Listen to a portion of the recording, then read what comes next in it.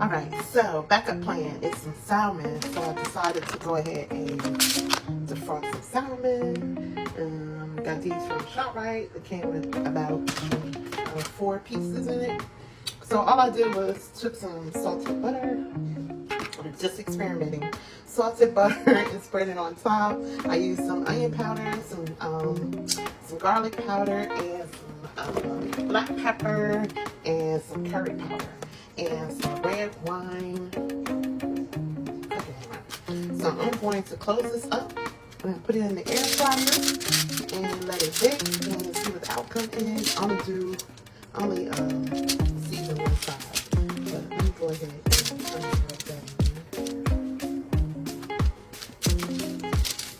So yeah, so if you saw the video I just posted with my chicken that was planning to eat with my brown rice and my green peas, now I have to just do salmon in the air fryer. So hopefully it'll taste good. I love curry powder, so we'll see how that works with salmon. Never tried it before. That's the salmon. I'm gonna go ahead and poke some holes in here. So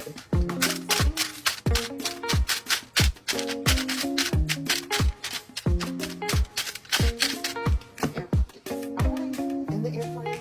So the salmon, the curry salmon is done. I don't know why it looked like that. Like the butter didn't really melt. That's why I can't believe it's not butter.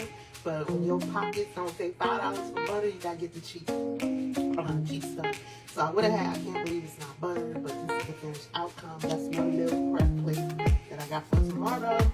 And this is my plate for tonight. So yeah, salmon and the plate of the AI chicken. Bon appetit.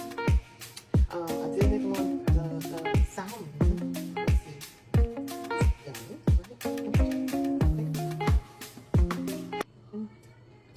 I like it a little more doner, but it's alright.